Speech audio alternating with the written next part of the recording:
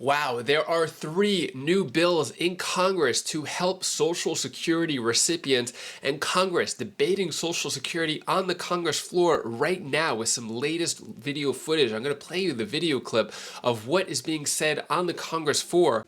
Higher than the rate of inflation, a $3,250 cap on out-of-pocket spending for seniors is just about to go into effect.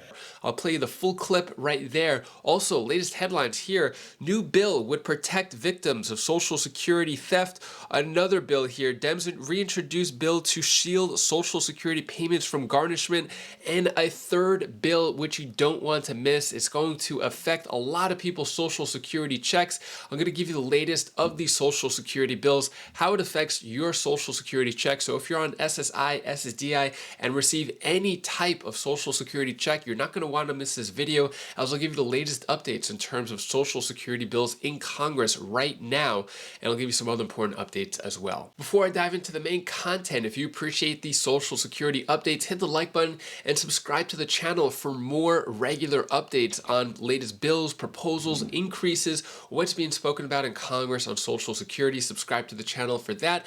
Also, this video is sponsored by my company, Wise Sense. I help people fix their credit so that they can live a better life with lower interest loans, mortgages, and car loans. So if you're interested in fixing your credit, I got a link down in the description below. Schedule a free consultation with me, or if you know anyone else who wants to fix their credit, send them my link. Got a link to that down in the description below. All right, let's get into it here. A new bill would protect victims of Social Security theft, what it covers. So what is going on with this bill right here?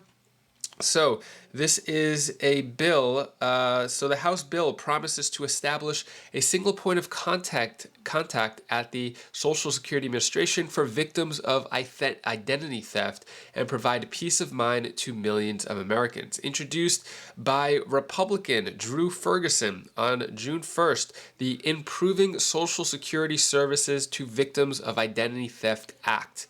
Let me say that one more time. The Improving Social Security Service to Victims of Identity Theft Act aims to improve federal response to Americans who have had their Social Security number compromised or misused. Ferguson chairs the House Ways and Means Committee's Social Security Subcommittee. So what he said here is the American people deserve a quick response from the government agencies when they are victims of identity theft, but unfortunately that's not the case. The last thing somebody needs when they're trying to resolve an identity theft issue is bureaucracy getting in the way. As you know, if you ever try to call the SSA for anything, it takes forever. So this bill would provide a separate department just for Social Security identity theft.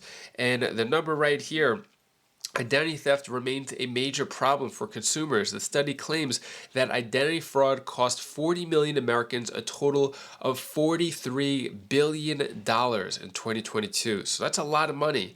And a lot of bad people getting access to that money. So this new bill would help out with that.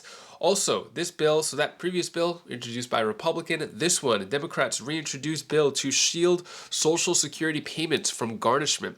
Legislation comes as federal student loan payments set to resume in October. So legislation, it would restore federal protections of Social Security benefits to prevent federal government from garnishing them for the repayment of all non-tax federal debts, such as student loans, was reintroduced at Capitol Hill this past Thursday. The bill, the Protection of Social Security Benefits Restoration Act, was introduced by the Finance Committee Chair Ron Wyden.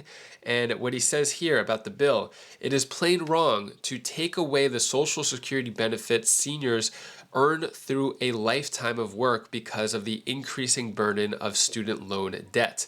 It's past time Congress protects seniors and the Social Security benefits they have earned with every paycheck. That's why I'm proud to reintroduce legislation that shores up protections for Social Security benefits and allows seniors in Oregon and nationwide to retire with dignity they deserve. So this bill would protect seniors on Social Security from getting their wages garnished due to mainly student loans. What also was said here, Social Security is an earned benefit Americans have paid into their entire working lives, and garnishing these already modest benefits to recover student loan debt hurts their ability to retire, said John Larson from the Social Security 2100 Act, which is his bill. So this is another bill. This is a second bill. Got a third bill in Congress, a new one right here. So this one, Senator Whitehouse calls for legislation that will keep Social Security and Medicare solvent. So it looks like Congress coming out with a lot of different Social Security bills. Over a dozen of them. I could name 10 off the top of my head, and there's probably even more than that. So what is said here is we are here because Medicare and Social Security continue to be under threat. They are twin pillars of economic fairness in our country. They shouldn't be under threat, but they continually are. Here is what was said on the Congress floor about Social Security and Medicare from Senator Whitehouse. Take a look at what he has to say here. Very happy to be here and celebrate the resolution of a longstanding wrong done to the American people. Senator Stabenow can correct me if I'm wrong, but my recollection is that the ban that Congress put on Medicare negotiating with the pharmaceutical companies, the way, say, the Veterans Administration already does, was a magical appearance of a tiny little bit of language, not in the Senate, not in the House, but in the secret confines of the conference committee that merged the two bills. It just slipped in as a sentence. Nobody took credit for it. I still can't identify who slipped that thing in there. But once it got slipped in, the pharmaceutical industry defended it with all the venom and power and money and muscle that they had, and we beat them. We took it away. Now, just like the Veterans Administration, Medicare gets to negotiate and drive prices down, and that is going to make a big difference for Rhode Islanders with diabetes, with cancer, with blood clots, with heart disease, with rheumatoid arthritis. This happened because all of us, Senate Democrats, got together, stuck to our guns, and made it happen through the Inflation Reduction Act, which came out of the Budget Committee originally, the authorization. We are lowering the prices of these 10 very expensive drugs, and even though the pharmaceutical industry is going to try to wrestle around in court, pretty hard to say that Medicare doesn't have the same authority that its sister agency, the Veterans Administration, has to negotiate for pharmaceuticals. Shows how much they will try to get that little slippery sentence that got slipped into that bill back to defend their price gouging. Vaccines are now free with Medicare. Insulin is capped at $35 a month. Drug companies are penalized if they jack up their prices higher than the rate of inflation. A $3,250 cap on out-of-pocket spending for seniors is just about to go into effect, and the next year it drops to a $2,000 limit. I think that'll cover 11,000 Rhode Islanders who now pay higher out-of-pocket costs than those. These changes will save tens of thousands of Medicare Part D enrollees in Rhode Island over $23 million. That's a big number in our small state.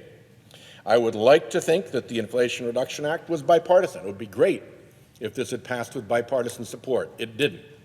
Not a single Republican vote came. I regret that. But we're going to continue. There's more progress to be made. We've shown that it can be done. And while we're at it, we need to strengthen Medicare, both Social Security and Medicare. And we have a bill that's had its hearing in the Budget Committee to strengthen Social Security and Medicare by making people who are making over $400,000 a year and the super rich who hide their income through all sorts of tricks so it doesn't show up as regular income, pay a fair share. Support these essential programs. So we can celebrate a win today, and we can go forward with confidence to future wins. And with that, I yield the floor. As mentioned there, Social Security and Medicare under threat of being cut, billions of dollars in debt. So what are your thoughts on that, on what Senator Whitehouse has to say on the Congress floor? It is being debated, but still, just talk. I'm giving you the latest updates, but from my point of view, it just seems like a lot more talk, not enough action. That's what I think. Let me know your thoughts on that. And that is all the news that I have for you today to hopefully brighten your day a bit. Here's my daughter Bella's tip of the day. Hi guys, how you doing? I want to give you 3 things of the tip of the day. So first off, be happy, be grateful, and be humble. And then I want to do one more thing to you. Do the things that you want to do in a lifetime. Guys, you guys can do whatever you want, at least if you want to do it. Because I'm here for you, you guys like us, and like... Thank you so much for watching. Appreciate your support. If you want to see the latest updates when it comes to Social Security and what is happening in Congress, I got plenty of these updates, but here is a really important one. Click this video up here, and I'll see you in that video. Take care, be safe. Thank you for watching.